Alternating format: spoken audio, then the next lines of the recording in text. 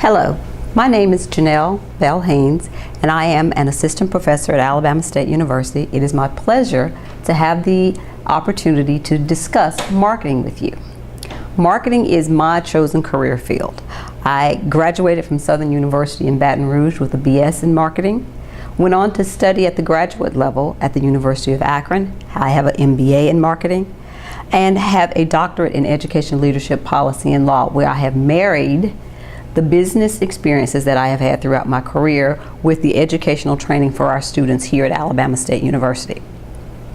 A little bit about my professional career. I started off in sales and marketing at a regional theater. Did special event planning, as well as consulting and public relations work for a local law firm, which is a civil rights firm, the Southern Poverty Law Center. I've done some corporate work with the likes of AT&T Wireless, Pitney Bowes, as well as doing marketing for the entire university system here at Alabama State University. Now, why am I here to talk to you today? Because entrepreneurs need to be able to sell their product and services. But how do we start doing that? We have to understand the marketing functions and the processes that are involved in doing so. So let's take a look at the three key things that are involved in that. First of all, you've got to understand your environment. You have to do an environmental analysis. You have to do a consumer analysis. And then those things that most people think marketing actually is, the advertising, the promotions, the things that they see on the television, they hear on the radio, that they see on the internet. That's a part of the marketing mix, and there are unique strategies for that as well. We'll talk about all of those three things today. Let's get started. The environmental analysis. We look at the environment for a couple of reasons. Because it's the foundation that you build your strategies on. How do you know exactly what to say, who to say it to, how to say it, unless you understand the environment that you're operating in? That means that you've got to look at the greater market environment. What are the political, legal, and social aspects of what's going on around you that will affect your business? What culture are you operating in? Are you in a small southern town? Are you somewhere else out in the Midwest where the norms are a bit different? People's philosophies on buying and decision making, what they're influenced by. Those things are a part of the culture that you need to be aware of. The demographics. Now, what are those? Most people hear that word, but they don't quite understand what it is. Demographics are those characteristics that break us into different groups. We want to target or have a target market of people who have similar characteristics so that we can communicate to that particular group of people.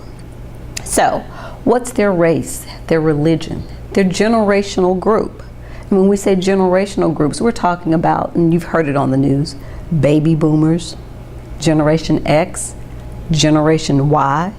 Who are those people? What drives them? What motivates them? Because the four things that you can control as a business owner as it relates to marketing are product strategy, promotion strategy, your physical distribution strategy, and the pricing strategy. But all of those things are predicated on that particular group that we're trying to speak to. So that's a part of that environmental and consumer analysis. Let's take a look at something else first. Because if I understand the environment and I know exactly what's going on, am I in a very conservative place where people are going to be very price sensitive? Well, my pricing strategy is going to be a little different. Am I in a place where people are driven by religion, or where people are driven by family values, or whether they're driven by family relationships?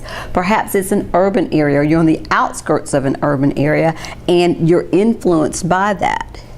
Those are the things that you need to give consideration when you get ready to start manipulating those 4 things in the marketing mix. Again, things that you can control: price, place, product, and promotion. Let's take a look at a couple of those. What's your message? Have you branded yourself? How do you brand yourself? People do that through what we call an integrated marketing communication strategy. Those strategies consist of: am I going to do interviews on television? Am I going to send out press releases? Am I going to have a governmental relations campaign where I solicit my local councilman or my representative, those kinds of relationships to get the water turned on, the doors open, those kinds of things which are necessary to start your business. But also, we need to understand that promotion is driven by where you're doing it and how you're doing it as well, and the message that you're trying to send. Messages are done in this integrated communication program, not only through public relations, which we've just talked about, but also through advertising, which would be those paid forms of communication. So, when you look at yourself, does your budget allow you to pay for television, radio, newspaper? Does it allow you to build your own website? Do you have a Facebook page? Do you have a Twitter account? Can I follow you? Do you have a Tumblr account? Do you have the newest and greatest means to bring you to the marketplace? Because if you're in the Black Belt of Alabama, it might not be as easy for you to get your products and or services to the other side of the state, but you have a fabulous new idea and product or service to offer. You've got to mix those things together in order to do that. So let's talk about them individually. Your online presence gets to be incredibly important, because it makes our world smaller and smaller and smaller. So no longer do you have to worry about exactly where you're located, because I'm going to be online in the middle of the night looking for this great product or service, and there you are. So invest in a good online presence. Protect that presence. Make sure it's up to date, it's clean, it's interactive. That if your message has a call to action for someone to buy, sell, or come, that there's always someone on the other side answering that particular call to action. Make sure your message is clear and strong, and that it brands you appropriately. And when we say brand, we mean who are you? And what images or words or taglines that people associate with you at all times. That branding says quality, it says speed, it says how good you are, and people will always associate that brand with that particular characteristic. So that has to be consistent in this integrated marketing communication plan from online. Now let's move to offline. Offline can be mass media.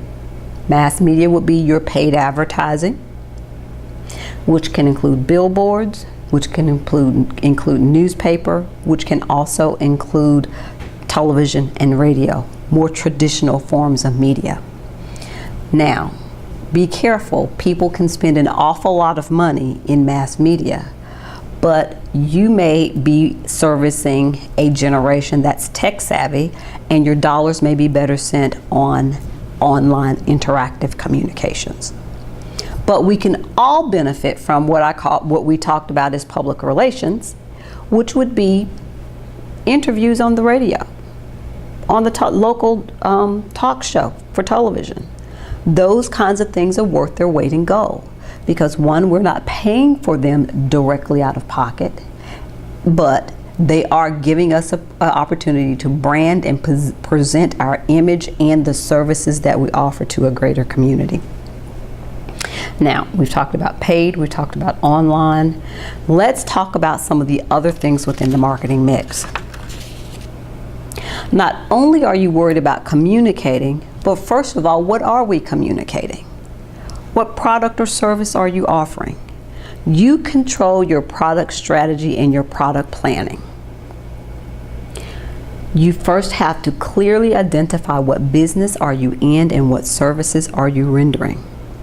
When you do that product plan and you know exactly who your market is and what you're selling, then figure out, how am I going to use marketing strategies in order to get it to the marketplace? Am I trying to introduce a new product to a new product market? Am I trying to diversify in another way? Is it going to be existing? So those kinds of things, that strategy will inform your promotion. It will inform the next thing we're going to discuss, which is pricing, and the final thing we'll discuss, which is your physical distribution. Let's talk about pricing. You have to carefully price your product and have a strategy that matches with your brand image, your market's capability, and the promotional strategy that you want. Now, take for instance, if I'm selling cotton balls, which would be a convenience good, the pricing strategy is going to be about recouping, whatever investment that I put in it, and then a certain amount of profit. But you also have to consider all those other things that we've just talked about. How much did you spend on advertising? How much did you spend on promotion things? That has to come into play in the pricing. It is beneficial to spend a little time in an economics review to understand elasticity of demand, how sensitive that will your audience be, will your target be to particular prices. If they're not sensitive to it, then you have greater leeway in the pricing strategy that you select. Because if you've got a unique, high-tech kind of product, you may be able to charge a higher rate that's being introduced to a brand new market. That's a skimming strategy. Or you may have something that's going to penetrate and go really broad and deep, and you can afford to have economies of scale and introduce it at a lower price point. But those things are worth doing a little bit more research on so that you get the pricing just right. Because marketing will tell you that if the price isn't right, no matter how great the product, then it will not sell. You will not create the value for the exchange, which we know is the basic definition of marketing. Now, let's talk about something that's really, really important as it relates to the marketing mix, the physical distribution piece to it. Most people have already, kind of thought, oh, well, what does that have to do with marketing? I thought marketing was just the communications piece. Your physical location, or where you're actually meeting the customer into the market, is just as important as all of the other things. If it's not located on the shelves where your market actually shops, then there's no way for them to pick up or sell or buy your product. So that means, let's go back to your online presence and the importance of that. In that website, in your Facebook account, in your Twitter, your Tumblr, whatever one of the many, many options that you have, make sure that you include a distribution component to that, where they can use their credit card, use their checking account, and you want to do it in a safe way, because there are means of doing that through PayPal or other methods. But you can meet them in the marketplace and distribute to them the products or services that you're looking for, that they're looking for. Because I saw it online, it was great. I heard it on the radio, it was fabulous. I really want that product. I recognize the brand everywhere I go, but where do I get it?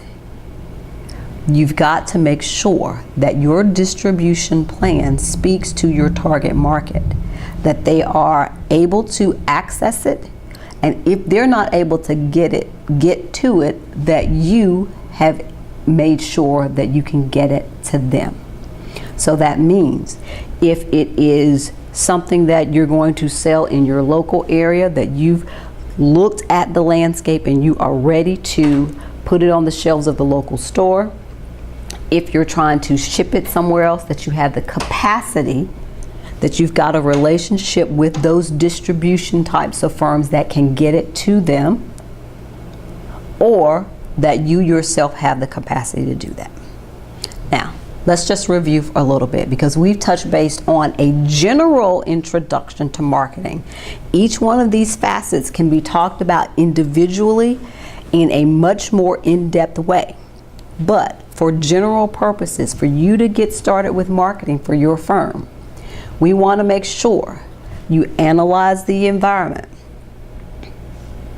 that you know all the players involved, and that you understand exactly how to interact with them, that you understand the socioeconomic and legal environment, culturally where you're operating and what that means for you. And then we want to do the consumer analysis as a part of that research. Who are you serving? Is it an African American market? Is it a Hispanic market? Is it a multicultural market? Are they baby boomers? Are they Generation X? Are they Generation Y? What demographically, where are they?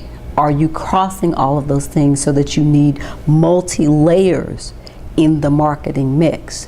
Because that environment and the consumer analysis will dictate the choices that you make in that marketing mix, which means your promotional strategy, how you reach them and what you say, your product strategy, what product and services that you're going to offer, your pricing strategy, how much, and then finally the physical distribution, how you're going to get it to the marketplace. Well, that is an introduction to marketing, and I hope it gets you raring to go and ready to dive into getting your product to market.